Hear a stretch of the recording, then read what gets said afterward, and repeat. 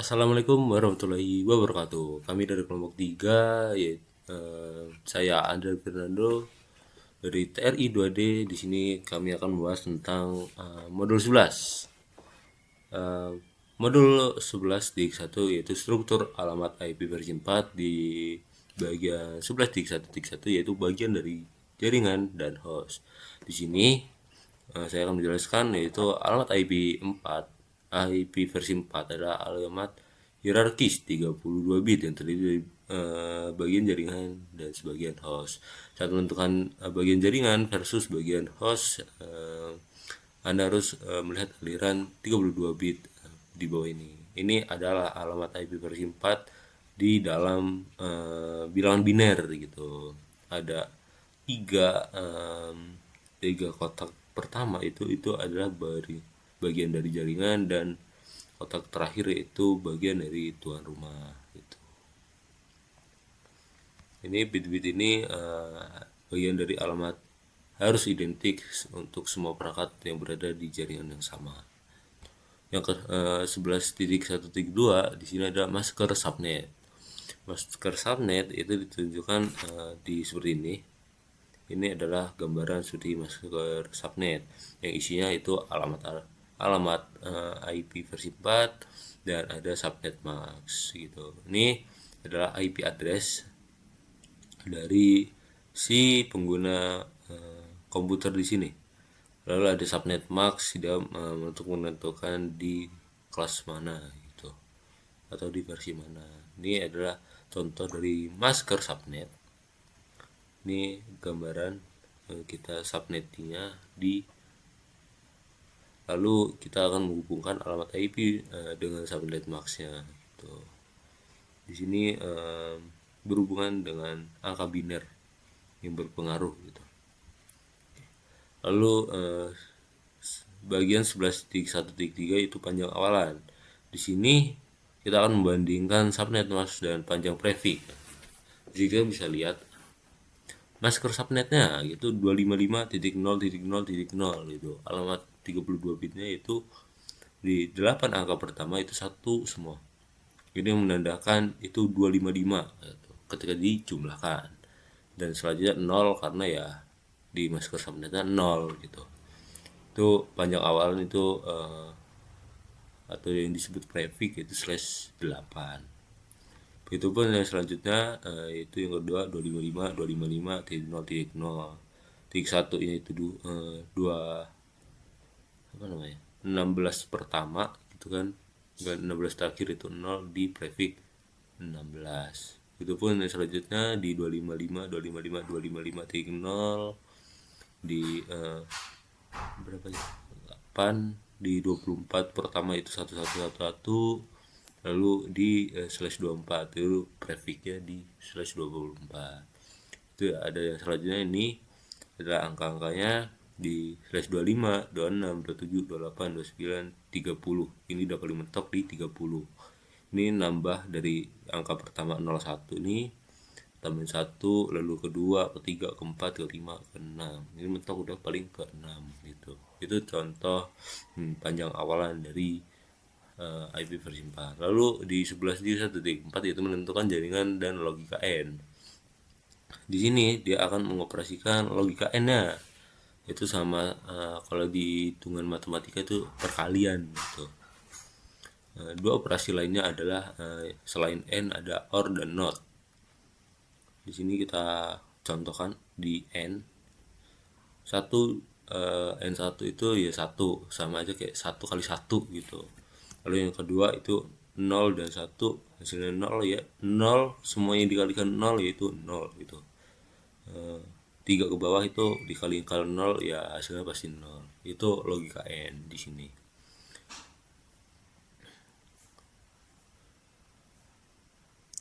Di sini untuk mengilustrasikan bagian operator N digunakan untuk menemukan alamat jaringan.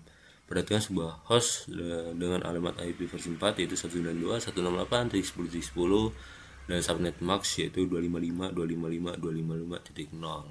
Ya, di sini contoh pada gambarnya. Ini logika N-nya yang digunakan gitu. Terus 1 sama 1 itu 1 dan 1 tambah 1 itu 1. Di selainnya 0 ya harusnya selainnya juga 0. Ini sama aja logikanya 0 0 0. Ini 0. Tuh, ini logika sederhana dari kita menentukan jaringannya gitu. Lalu di sini ada video alamat jaringan, dia membahas tentang sama saja dengan alamat jaringan, dia bagaimana cara konfigurasinya. Di sini ada 11.1.6 yaitu alamat jaringan host dan siaran. Di sini terbagi menjadi 3 jenis alamat IP, alamat jaringan, alamat host, dan alamat siaran. Di sini alamat jaringan. Nih, alamat jaringan yaitu 192.168.10.0 dan /24. Dia menentukan bahwa ini alamat jaringan. Atau titik 0 ini ya untuk menentukan kelasnya gitu atau sebuah networknya gitu. Lalu di router pertama ada titik 1, 10.1 dia menentukan ya itu sebagai acuan pertama gitu sebelum kita membagikan ke PC, ke laptop atau ke jaringan yang bakal digunain gitu. Lalu sambung switch dan ada alamat host. Alamat host ini dia yang tergabung di dalam alamat jaringan. Itu kan 192.168.10.0. Ini 1 dan di sini ada 10, ada 55, ada 101 dan ada 12. Itu termasuk ke alamat jaringan karena di 3 titik awalnya itu sama dan cuman di 4 apa namanya? Di kotak terakhir atau di kotak keempat itu berbeda, guys. Titik 10, titik 55, titik 101 gitu.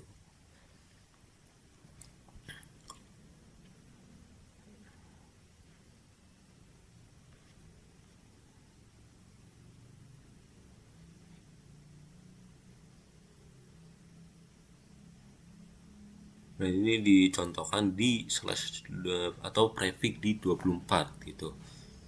Ini subnet mask jaringannya, ada alamat jaringan di titik 0 dan alamat pertama yaitu 10.1 di alamat pertama di prefix 24 dan alamat terakhirnya itu 254 karena mentok di 255 gitu. Alamat siaran yaitu alamat siarannya itu 192 atau alamat terakhirnya atau di prefix 24-nya. Itu contoh gambarannya gitu. Alamat host host pertama memiliki semua angka bit 0 paling kanan dan alamat host terakhir yaitu semua bit menjadi 1 di bit terakhir paling kanan gitu. Yaitu yang berjumlah sekitar 254 untuk alamat terakhirnya gitu. Oke, di sini ada aktivitas dan periksa. Oke, mungkin sekian bisa saya paparkan, saya jelaskan. Kurang lebih saya mohon maaf, akan dilanjutkan oleh kawan saya. Saya akhiri, wassalamualaikum warahmatullahi wabarakatuh. Halo semuanya, Assalamualaikum warahmatullahi wabarakatuh. Selanjutnya materinya akan dijelaskan oleh saya. Saya Naila Deswita dengan NPM 257821006 dari kelas TRI 2D. Di sini ya, modul 11 IP versi 4 addressing. Jadi saya akan menjelaskan tentang IP versi 4, unicast, broadcast, dan multicast. Sebenarnya ketiga istilah ini tuh membahas sebuah perangkat mengirim data di dalam jaringan. Yang membedakan ya, itu tuh hanya siapa yang menerima datanya.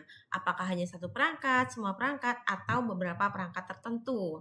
Yang pertama di sini ada unicast ya. Jadi kita mulai dulu dari unicast. Kalau misalnya unicast itu paling gampang dipahami sebagai komunikasi 1 lawan 1. Jadi satu perangkat mengirim data ke satu perangkat tujuan saja. Di sini ada sebuah gambar ya. Ada router, ada laptop ya, printer, dan ada PC ya teman-teman. Kemudian ada juga switch. Di sini 172.16.4.1 ini sebagai pengirim ya. Nah, paket yang dikirim ini melewati switch itu langsung menuju ke perangkat dengan IP 172.16.4.253. Ini ya berarti ya teman-teman. Kalau teman-teman perhatikan, ini tuh sebenarnya di jaringan ini tuh masih ada komputer lain, yaitu 4.2, 4.3, ya seperti itu. Tapi dua komputer ini tuh tidak menerima paketnya gitu. Kenapa? Karena paket tadi memang sudah punya alamat tujuannya, yaitu 172.16.4.253 ya teman-teman, yang ini. Jadi switch tahu paket ini harus dikirim kemana, makanya perangkat lain tidak ikut menerima. Nah, komunikasi seperti ini tuh paling sering kita gunakan setiap hari. Misalnya kita chat ke teman lewat WhatsApp ya, buka Google, kemudian membuka website, kemudian login Instagram, ataupun kita mengirim email. Datanya hanya dikirim ke satu tujuan, bukan ke semua orang. Seperti itu. Jadi, dia tuh tidak menerima karena dia tahu alamat yang akan dikirim itu 4.253. Oke, ini ada gambar ya teman-teman. Oke. Nah, selanjutnya ini ada broadcast ya. Jadi, kalau tadi unicast cuma satu tujuan, broadcast ini kebalikannya. Broadcast itu satu perangkat mengirim data ke semua perangkat yang ada di jaringan. Di sini ada sebuah gambar ya, limited broadcast. Jadi di sini tuh ada komputer ya 172, komputer yang ini ya. 172.16.4.1. Sebenarnya sama ya, beda IP-nya. Agak beda. Oh, beda ya. Sama kok kayak tadi ya. 172.16.4.1 ya teman-teman. Nah, ini mengirim paket ke alamat 255.255.255. Nah, seperti ini ya, dia mengirim paket ke alamat 255. Alamat ini tuh disebut dengan limit broadcast ya. Jadi paket begitu sampai ke switch langsung menyebarkan paket itu ke semua perangkat yang terhubung. Makanya kita tuh bisa lihat paket diterima komputer 172.16.4.2, 172.16.4.3, printer ya. Ini printer 172.16.4.253. Itu bahkan juga menuju router ya teman-teman. Jadi semua perangkat itu menerima paket yang sama. Nah, karena semua perangkat harus membaca paket tersebut, broadcast ini kalau terlalu sering dipakai bisa jadi bikin jaringannya tuh jadi sibuk. Bayangin aja kalau ada 100 komputer ya dalam satu jaringan, berarti 100 komputer itu juga harus memproses paket yang sama ya. Makanya penggunaan broadcast itu harus dibatasi supaya jaringan tetap cepat. Materi juga dijelaskan ada yang namanya direct broadcast ya, teman-teman. Direct broadcast. Nah, di sini kalau tadi alamatnya 255, 255, 255, 255, kalau direct broadcast menggunakan alamat broadcast dari suatu jaringan. Contohnya, kalau jaringannya tuh 172.16.4.0/24, maka alamat broadcastnya adalah 172.16.4.255. Tapi sekarang router Cisco secara default itu tidak meneruskan directed broadcast karena alasan keamanan. Contoh broadcast yang sering terjadi misalnya itu satu komputer baru tersambung ke jaringan dan sedang mencari DHCP server supaya mendapatkan alamat IP secara otomatis. Seperti itu. Next kita ke multicast ya. Kalau menurut saya multicast ini posisinya ada di tengah-tengah. Dia nggak ngirim ke satu perangkat saja seperti unicast, tapi juga dia ngirim ke semua perangkat seperti broadcast. Jadi kayak di tengah-tengah gitu ya teman-teman. Multicast ini hanya mengirim perangkat yang memang sudah bergabung dalam satu grup. Contoh kita lihat di sini ada sebuah gambar ya.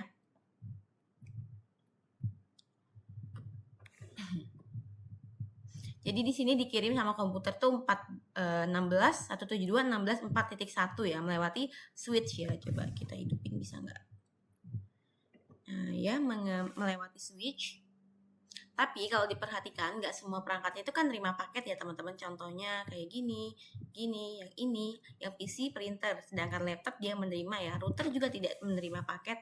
Nah yang menerima hanya komputer. Jadi yang menjadi anggota grup multicast dengan alamat ini ya teman-teman. Yaitu perangkatnya 16.4.3 dan 16.4.4. 4.3, 4.4 aja yang menerima kan. Nah Sedangkan komputer 172.16.4.2 dan printernya itu nggak menerima paket karena mereka tidak tergabung ke grup tersebut. Nah, inilah salah satu kelebihan multicast ya, kelebihan multicast. Kalau ada 10 perangkat tapi yang membutuhkan data cuma 3 perangkat, ya cukup 3 perangkat itu saja yang menerima. Jadi lebih hemat bandwidth dibanding broadcast. Di materi ini juga dijelaskan kalau misalnya alamat multicast IP versi 4 dimulai dari 224.0.0.0 sampai 239.255, 255, 255 teman-teman. 255-nya 3 ya. Oke, ini 11.2.4. Untuk contoh penggunaan, ini ada ya di sini. Contoh penggunaan multicast itu ada pada protokol OSPF ya. Router-router yang menjalankan OSPF menggunakan alamat multicast 224.0.0.5 untuk saling bertukar informasi routing. Selain itu, multicast juga sering dipakai pada live streaming, IPTV, atau video conference. Jadi, servernya itu cukup mengirim data satu kali, lalu semua anggota grupnya itu bisa menerima secara bersamaan. Seperti itu. Oke, di sini ada activity unicast broadcast atau multicast ya. Klik start untuk melihat destination IP. Start, kita lihat. Klik the host or host which will retrieve. Host. Ini kah? Dan host akan menerima. Yang mana akan menerima paket base. Oke teman-teman, jadi ini ada sebuah gambar ya. Oh, ini kayak kita menjawab gitu ya. Nah, materinya sudah ya sampai di 11.2.4. Jadi kalau disimpulkan sebenarnya itu mudah mengingatnya ya. Kalau misalnya unicast itu ke ngobrol dengan satu orang gitu misalnya ya. Kalau broadcast itu satu orang berbicara menggunakan pengeras suara misalnya sehingga semua orang di ruangan itu bisa mendengarnya. Sedangkan kalau multicast itu satu orang berbicara hanya kepada satu kelompok tertentu, satu grup tertentu ya. Misalnya hanya kepada anggota kelas A, sedangkan kelas lain itu tidak ikut mendengarkan. Jadi itu tuh perbedaan antara unicast, multicast, dan broadcast ya. Unicast, broadcast, dan multicast. Semoga penjelasan ini bisa membantu ya kita memahami bagaimana proses pengiriman data di dalam jaringan komputer. Selanjutnya materinya akan dijelaskan oleh rekan saya. Saya akhiri. Wassalamualaikum warahmatullahi wabarakatuh. Assalamualaikum warahmatullahi wabarakatuh. Perkenalkan, nama saya Dina Septiani, NPM 25782038. Di video yang kali ini saya akan mempresentasikan modul 11 pada 11.3, yang dimana modul 11 ini membahas mengenai pengalamatan IP versi 4. Di sini saya akan membahas tentang jenis-jenis alamat IP versi 4. Pada 11.3.1 di sini ada alamat IP versi 4 public dan privat. Oke. Sama seperti ada berbagai cara untuk mengirimkan paket alamat IP versi 4. Ada juga berbagai jenis alamat IP versi 4. Beberapa alamat IP versi 4 tidak dapat digunakan untuk terhubung ke internet, dan yang lainnya secara khusus dialokasikan untuk perputaran ke internet. Untuk alamat IP versi 4 publik adalah alamat yang diletakkan secara global antara router penyedia layanan internet atau ISP. Namun, tidak semua alamat IP versi 4 yang tersedia dapat digunakan di internet. Terdapat blok alamat yang disebut alamat privat yang digunakan oleh sebagian besar organisasi untuk menetapkan alamat IP versi 4 ke host internal. Di sini ada blok alamat pribadi, alamat jaringan, dan kawalan. Di sini rentang alamat pribadi RFC 1918. Alamat privat didefinisikan dalam RFC 1918 dan terkadang disebut sebagai ruang alamat RFC 1918.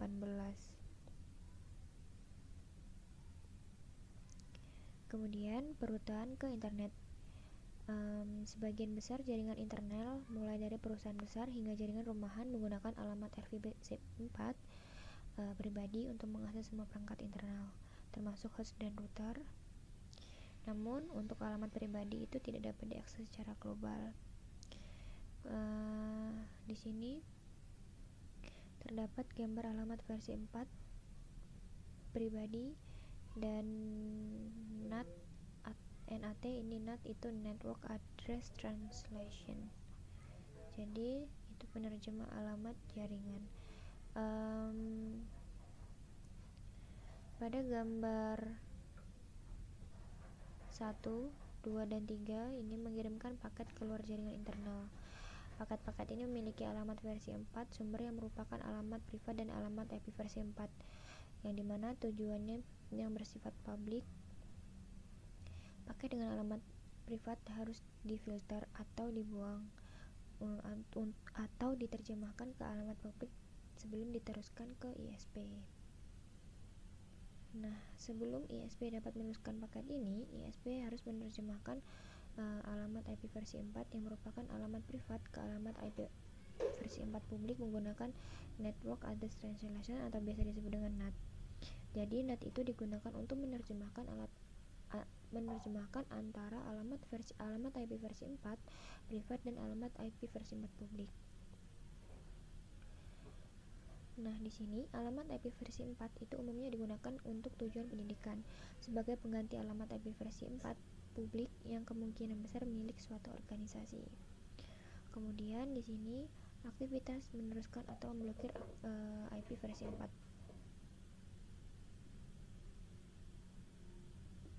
Di sini putuskan untuk meneruskan atau memblokir setiap alamat IP tergantung pada apakah publik internet atau pribadi. Klik mulai untuk memulai dan klik lewat.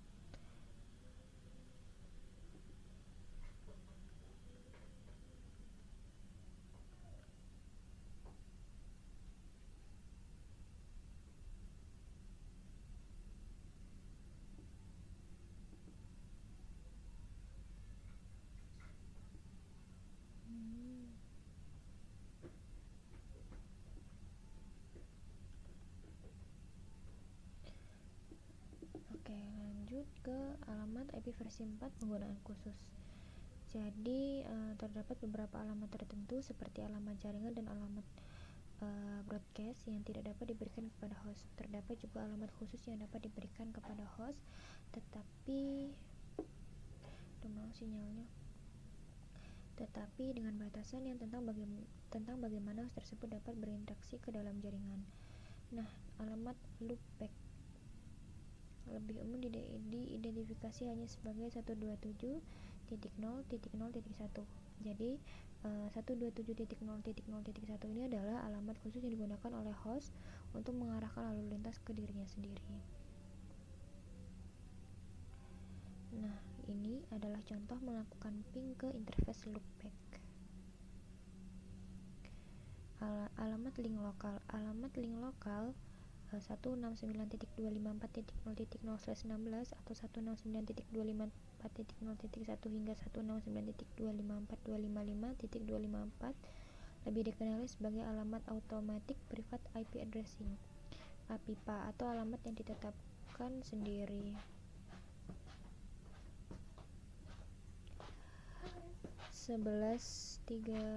Mengenai pengalamatan kelas. Pada tahun 1981, alamat versi 4 ditetapkan menggunakan pengalamatan kelas seperti diidentifikasikan oleh RFC 790. Di sini ada RFC membagi rentang unicast ke dalam kelas-kelas spesifik sebagai berikut. Kelas A itu rentangnya 0.0.0/8 hingga 127.0.0.0/28. Kemudian ini ada kelas B, rentangnya 128.0.0.0/16 hingga 191.255 ini. Ini ada kelas C. Kemudian di sini terdapat juga blok multicast kelas D yang terdiri dari 224 dan .0.0.0 hingga 239.0.0.0 dan blok alamat eksperimental kelas E yang terdiri dari jadi di sini kelas A itu jumlah jaringannya total 128, jumlah host atau jaringan totalnya ini. Kelas B total jaringannya 16.384, kelas C 2 juta. Oke. Kemudian 19.3.6 Penugasan alamat IP. Alamat IP versi 4 publik adalah alamat yang dirutekan secara global melalui internet. Alamat IP versi 4 publik harus unik. Alamat IP versi 4 dan IP versi 6 dikelola oleh Internet Assigned Numbers Authority (IANA). IANA ini mengelola dan mengalokasikan blok alamat IP Regional Internet Registers (RIR). RIR tersebut ditujukan pada gambar ini. Jadi RIR ini bertanggung jawab untuk mengalokasikan alamat IP kepada ISP yang menyediakan blok alamat IP kepada organisasi dan ISP yang lebih kecil. Di sini ada Afrinik, ada Apnik, ada Arin, ada Laknik, ada RIPE, NCC.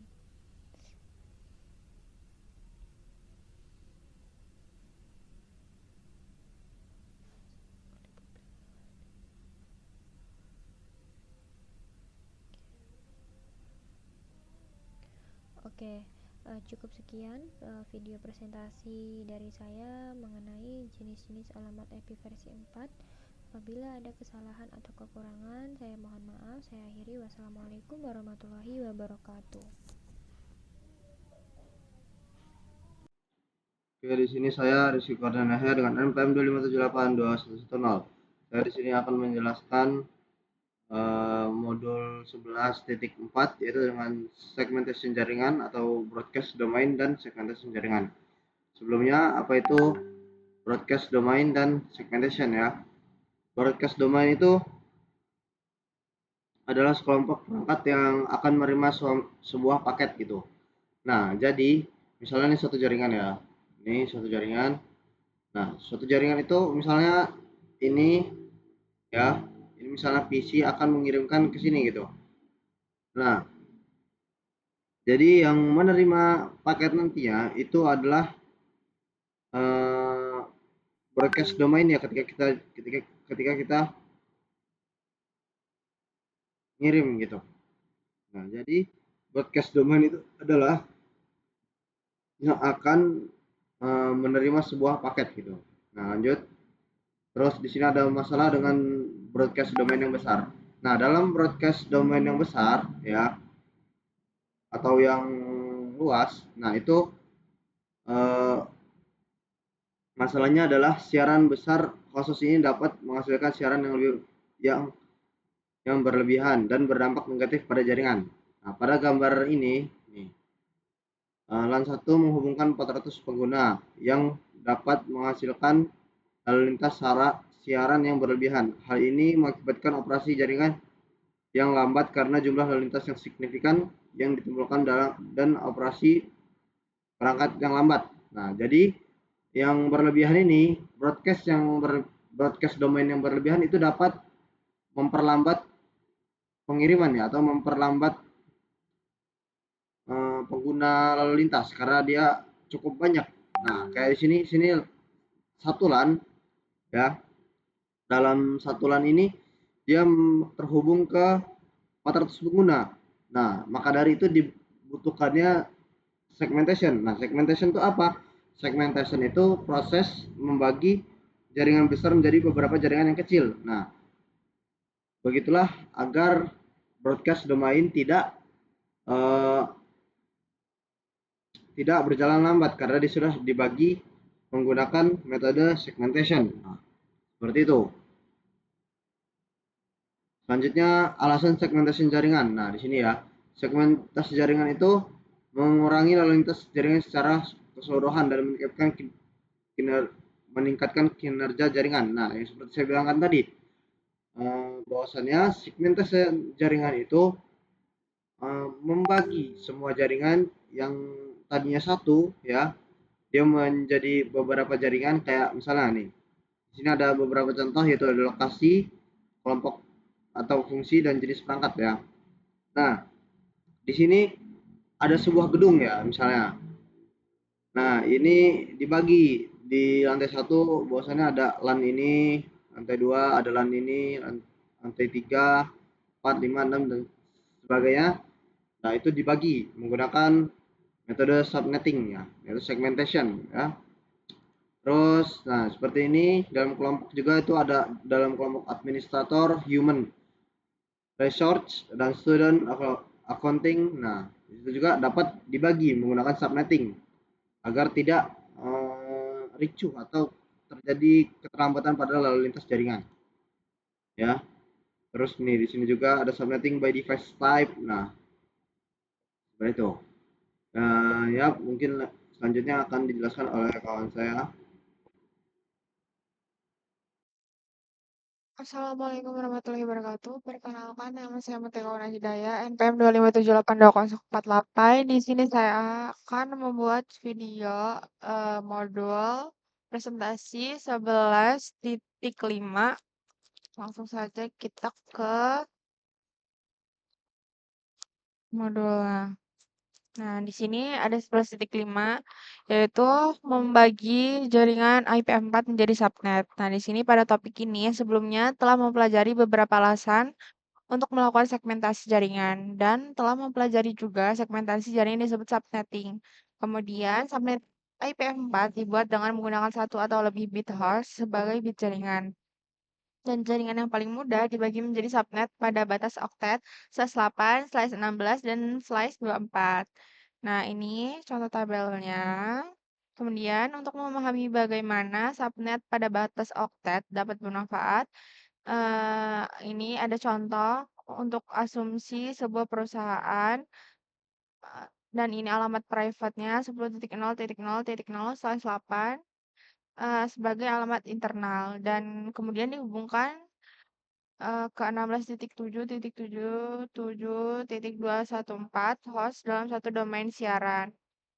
Nah, ini subnettingnya menggunakan slice 16. Ini menggunakan awalan slice 24.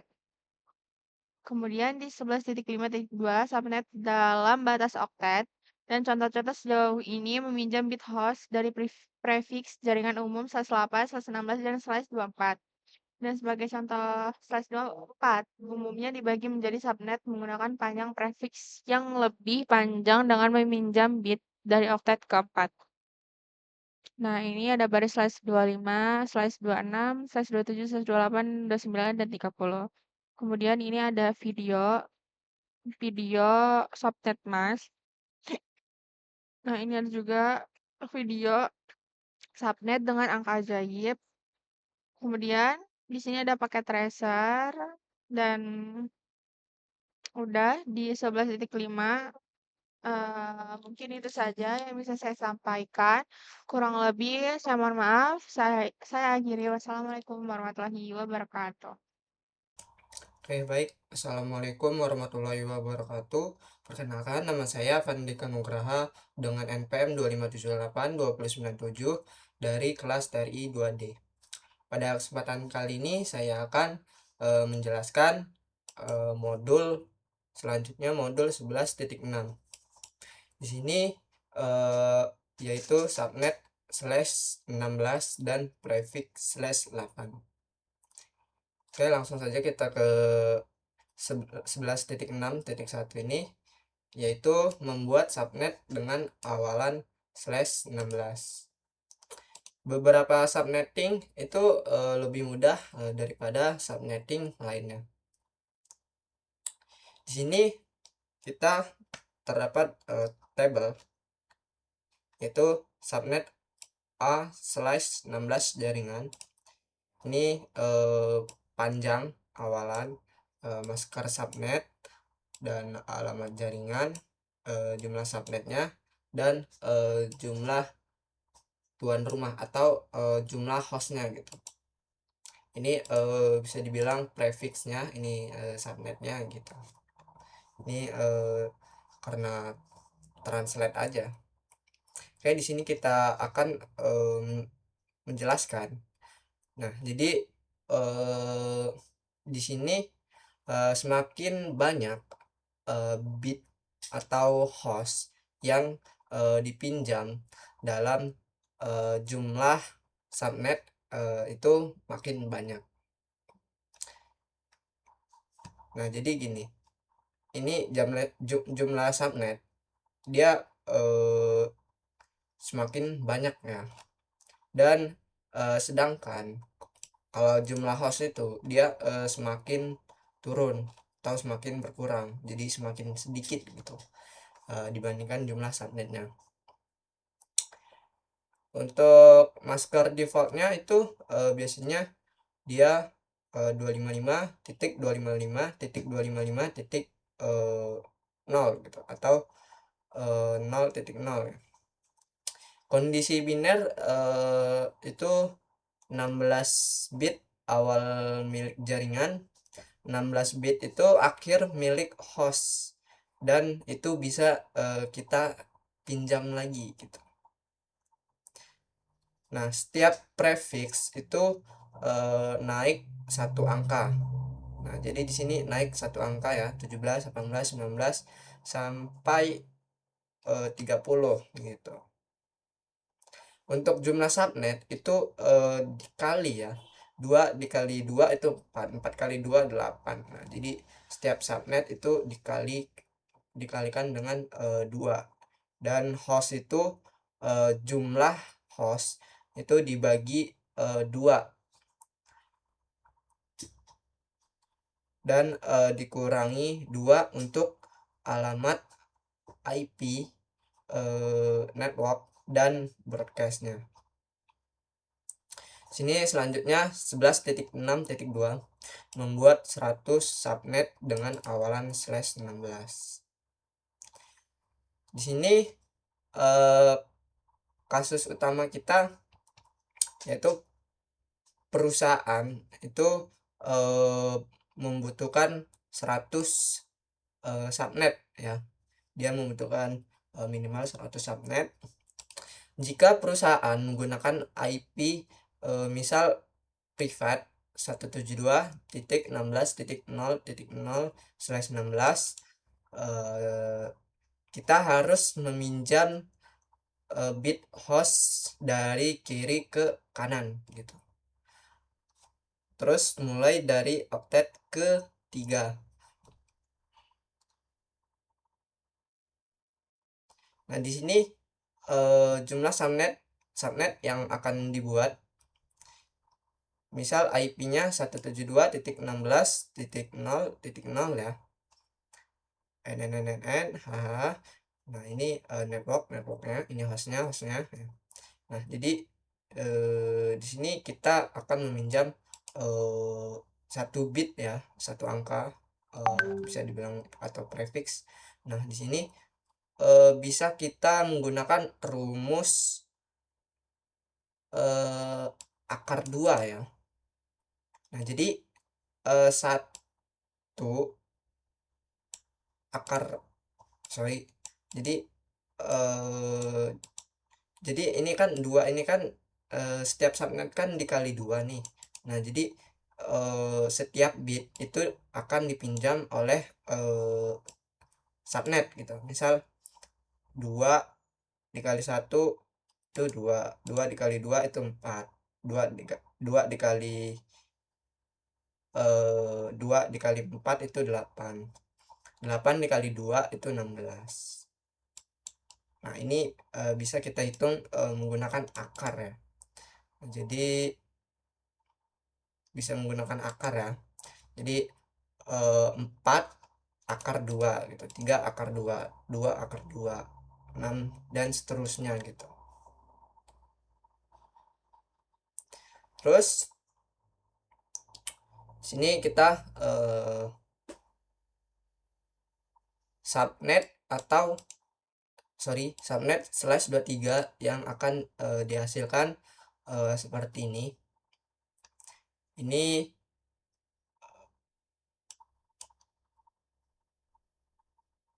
Nah, ini dia bertambah ya, 0, 2, 4 dan seterusnya sampai 254 sampai seterusnya 254.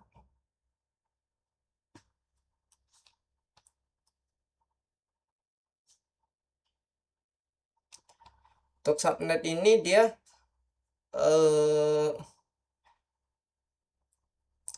meminjam 7 bit menghasilkan total 128 bit ya. 128 bit dan sisa bit untuk host adalah 9 bit.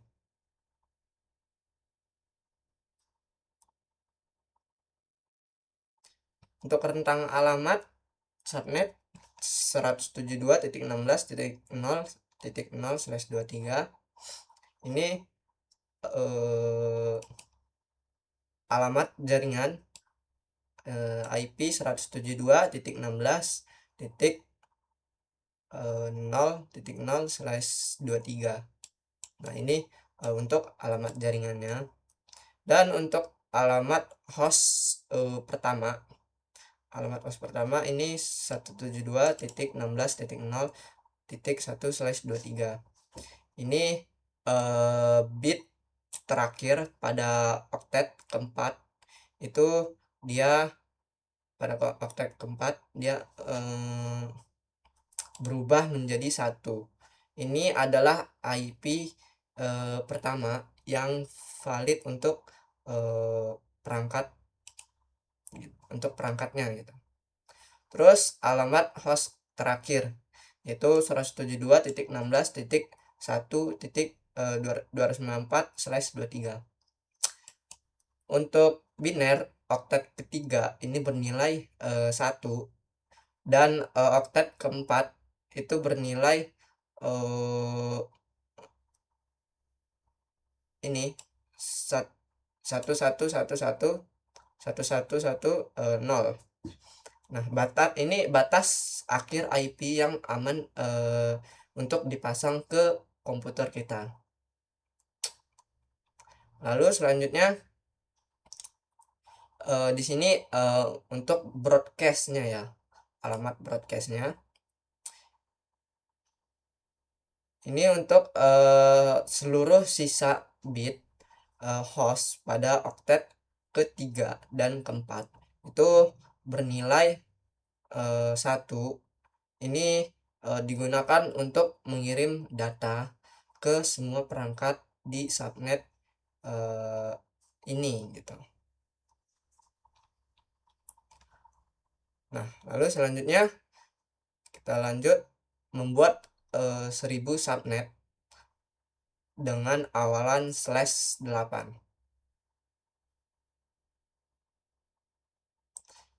Di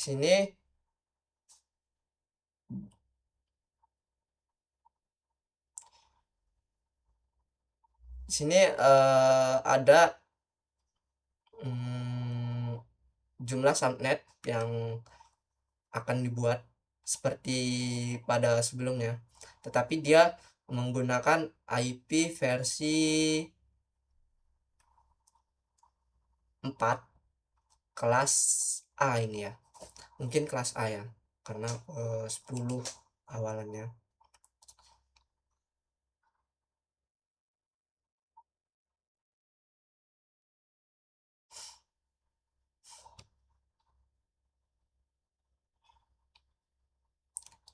Untuk di sini sama aja hitungannya, dia bisa menggunakan akar, jadi setiap subnet dia dikalikan 2 seperti itu.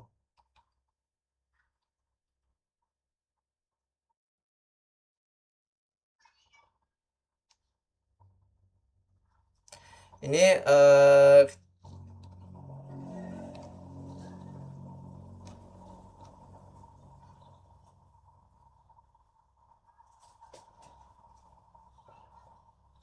subnet 18 yang dihasilkan. Kita akan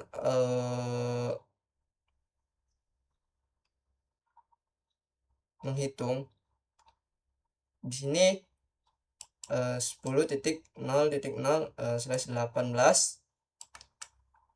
Nah, dia ini bertambah ya untuk subnetnya. Untuk prefixnya dia tetap 18 seperti itu. Untuk rentang alamat untuk subnet di sini alamat jaringan 10.0.0/18 ini fungsinya untuk identitas resmi dari kelompok jaringan. Terus alamat host pertama ini IP ini fungsinya IP pertama yang bisa dipasang ke perangkat seperti PC, router, atau switch. Dan alamat host terakhir. Di sini fungsinya IP ini batas IP terakhir yang berhasil gitu dan aman untuk digunakan oleh perangkat host. Dan untuk broadcast di sini IP ini alamat khusus yang digunakan untuk mengirimkan data ke semua host di dalam subnet tersebut secara bersamaan.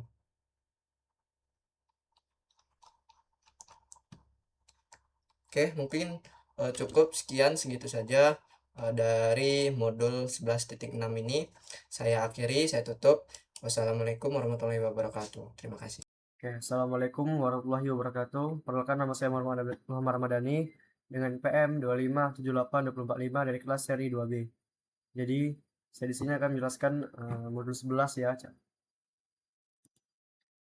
11.7 yaitu ruang alamat IP versi 4, subnet privat versus publik.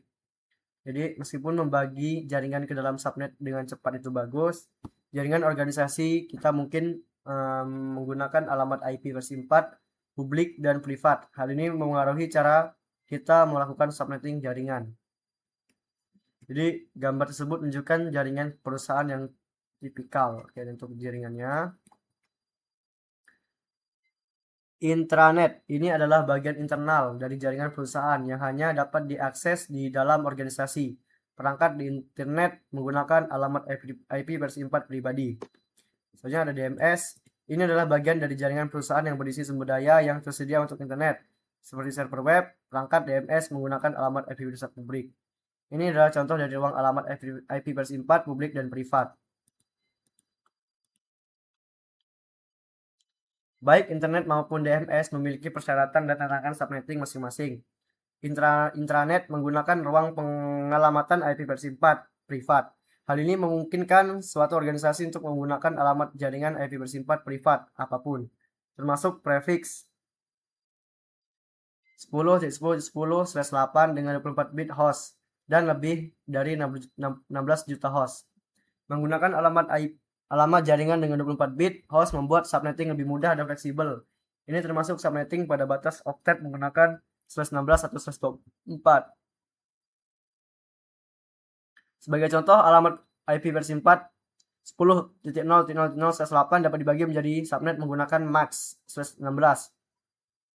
Seperti yang ditunjukkan dalam tabel, ini menghasilkan 256 subnet dengan 65.534 host per subnet. Jika suatu organisasi membutuhkan kurang dari 200 subnet dengan mempertimbangkan kemungkinan pertumbuhan di masa mendatang, maka setiap subnet akan memiliki alamat host yang lebih dari cukup. Ini untuk contoh dari alamat subnetnya 10.0.0/16, 10.0.0.1, 10.0 dan subnetnya 254 dan untuk ininya subnet masnya 255.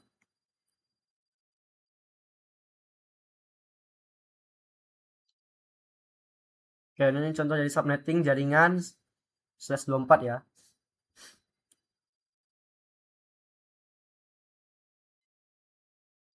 Oke, terus bagaimana tuh dengan DMS? Karena perangkat-perangkat ini perlu diakses secara publik dari internet.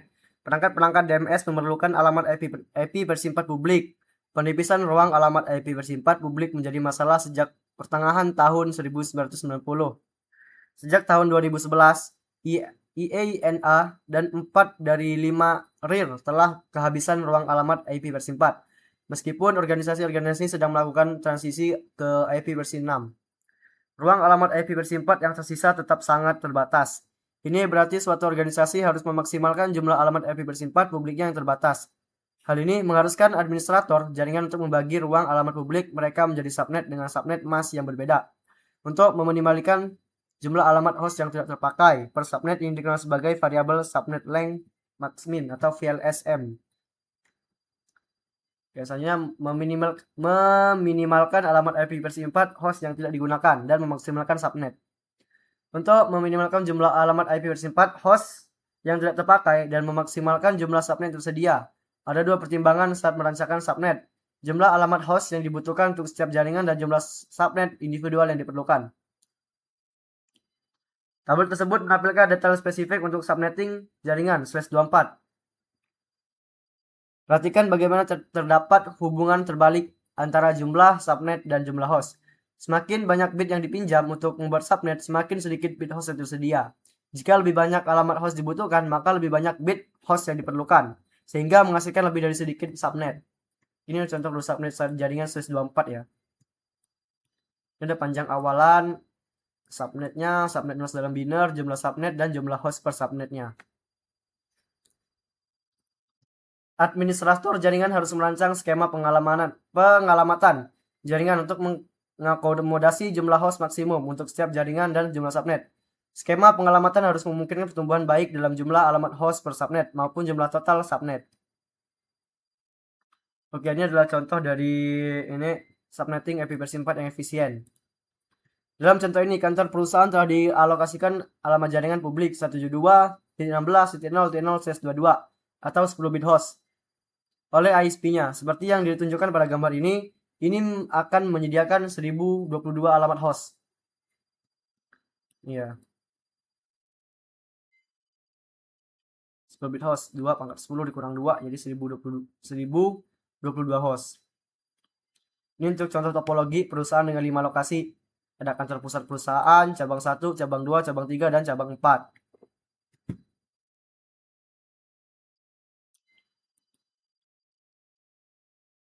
Alamat jaringan 172.16.0/22 ini memiliki 10 bit host.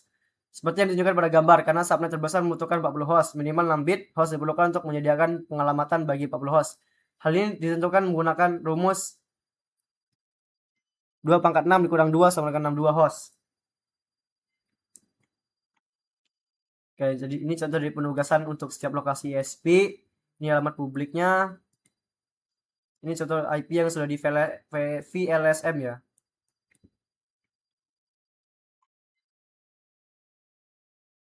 Oke, ini nanti. Oke, mungkin itu saja yang dapat saya jelaskan. Untuk lebih dan kurang saya mohon maaf. Saya akhiri. Wassalamualaikum warahmatullahi wabarakatuh. Assalamualaikum warahmatullahi wabarakatuh. Perkenalkan, nama saya Salwa Fajira dari kelas 2B dengan NPM 2578254 dari program studi Teknologi Rekayasa Internet. Di sini saya akan menjelaskan di lab 11, melanjutkan penjelasan dari teman saya. Di sini ada 11.8 VLSM. Nah, di sini ada dasar-dasar VLSM di video ini. Nah, seperti yang disebutkan dalam pembahasan sebelumnya, alamat publik dan pribadi memengaruhi cara kamu akan melakukan subnet jaringan. Ada juga masalah lain yang memengaruhi skema subnetting. Nah, skema subnetting 16 standar membuat subnet yang masing-masing memiliki jumlah host yang sama.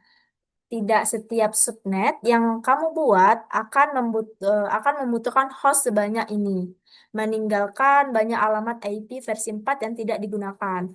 Mungkin kamu memerlukan satu subnet yang berisi lebih banyak host. Nah, inilah mengapa topeng subnet panjang variabel seperti FLSM yang dikembangkan. Nah, di sini ada tentang contoh VLSM.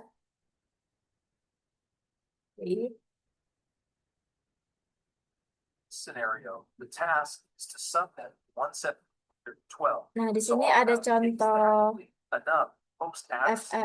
VLSM. Subnet 172.16.23 to create the following subnets. Nah, di sini ada pembagian subnettingnya, teman-teman. Ini. Oke. Kita lanjut di 11.8.3. Ini ada konservasi alamat IP versi 4. Nah, karena menipisnya ruang alamat IP versi 4 publik, memaksimalkan alamat host yang tersedia adalah perhatian utama saat mensubnetting jaringan IP versi 4. Nah, dengan menggunakan subnet tradisional, jumlah IP yang sama dialokasikan untuk setiap subnet. Jika semua subnet memiliki persyaratan yang sama untuk jumlah host, atau jika menghemat ruang alamat IP versi 4, tidak menjadi masalah. Blok alamat berukuran tetap tetap ini akan efisien biasanya dengan alamat versi IP versi 4 publik. Nah, misalnya topologi yang ditunjukkan pada gambar ini, satu untuk masing-masing dari 4 LAN dan satu masing-masing dari 3 koneksi antar router. Nah, ini teman-teman.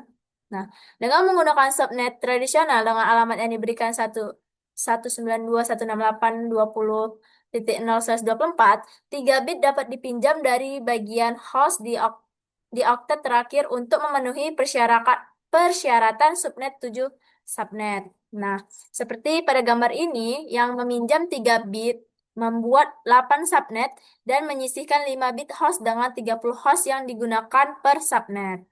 Oke. Di sini ada gambarnya. Oke, kita lanjut di VLSM. Dalam semua contoh subnet sebelumnya, subnet yang sama diterapkan untuk semua subnet. Nah, ini berarti bahwa setiap subnet memiliki jumlah alamat host yang tersedia yang sama, begitu. Seperti pada gambar ini, satu subnet dibagi lagi menggunakan subnet mask /30 untuk membuat 8 subnet yang lebih kecil masing-masing 2 host, begitu teman-teman. Oke. Nah, ini ada skema subnetting dasarnya. Nah, ini ada VLSM subnetting skemanya. Ada net portion, host portion, data decimal, one, unit available, 3 Morbis. Oke. Lalu kita lihat ada penetapan alamat topologi VLSM. Dengan menggunakan subnet VLSM, jaringan LAN dan antar router dapat ditangani tanpa pemborosan yang tidak perlu. Nah, ini gambar penempatan jaringan dan alamat IP versi 4 yang ditetapkan ke setiap antarmuka router, teman-teman. Ini di router 1 ada 1/27, di router 2 ada 33/27, di router 3 ada 65/27, di router 4 ada 97/87 begitu. Nah, ini ada alamat jaringan tentang alamat host untuk setiap jaringan. Oke, kita lanjut. Ini aktivitas atau latihan VLSM, teman-teman. Nah, ini latihan aja. Nanti kita isi. Oke, mungkin video penjelasan tentang VLSM. Karena ini ada 2 yang video, teman-teman. Mungkin begitu saja. Saya menjelaskannya. Saya akhiri. Wassalamualaikum warahmatullahi wabarakatuh.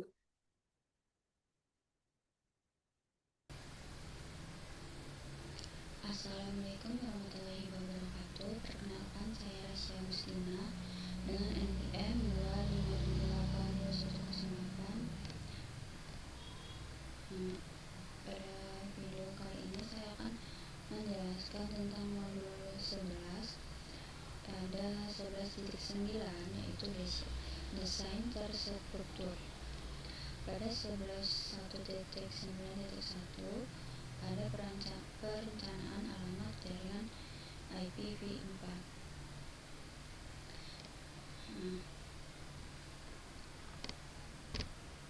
Pada 11.9.1 itu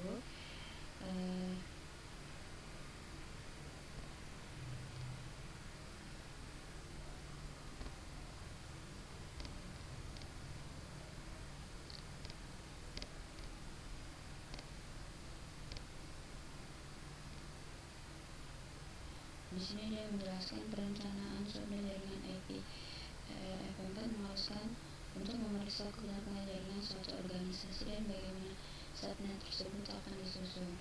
Nah, melakukan studi kebutuhan jaringan adalah titik awalnya. Ini berarti melihat seluruh jaringan baik internet maupun DMZ dan menentukan bagaimana setiap area akan disegmentasi. Rencana pengalamatan mencakup penentuan di mana konservasi alamat diperlukan, biasanya di dalam DMZ dan di mana terdapat lebih banyak fleksibilitas. Intinya di 11.9.1 ini yaitu kayak berapa banyak subnet yang harus dibutuhkan dan berapa banyak persentage subnet, mana yang butuh IP public. Nah biasanya itu di DMZ, dan mana yang cukup pakai IP privat di internet. Nah kalau di internet itu kita bisa pakai IP privat kayak 10.0.0.0/8 yang jumlahnya itu jutaan. Nah jadi nggak perlu pelit alamat. Tapi kalau di DMZ yang public packing, kita itu harus hemat pakai PLSM seperti itu.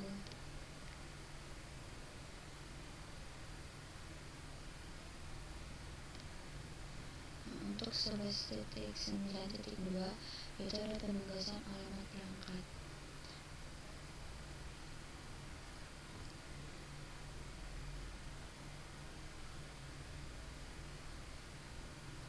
Nah di sini tuh biar rapi, kita itu harus punya pola pembagian IP yang konsisten buat tiap jenis device.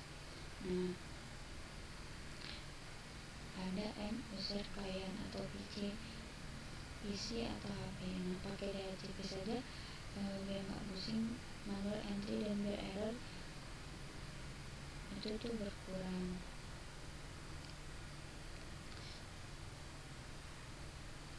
Rangkaian pengguna AI sebagai musuh dengan mengalami alamat IP F4 ke perangkat secara dinamis menggunakan dynamic host configuration protocol DHCP. Lalu ada server dan perangkat peripheral. Perangkat ini harus memiliki alamat IP statis yang dapat diprediksi menggunakan sistem penomoran yang konsisten untuk perangkat-perangkat ini. Server yang dapat diakses dari internet. Server yang perlu tersedia secara publik di internet harus memiliki alamat IP F4 publik yang paling sering diakses menggunakan. Nah, lalu ada perangkat perantara.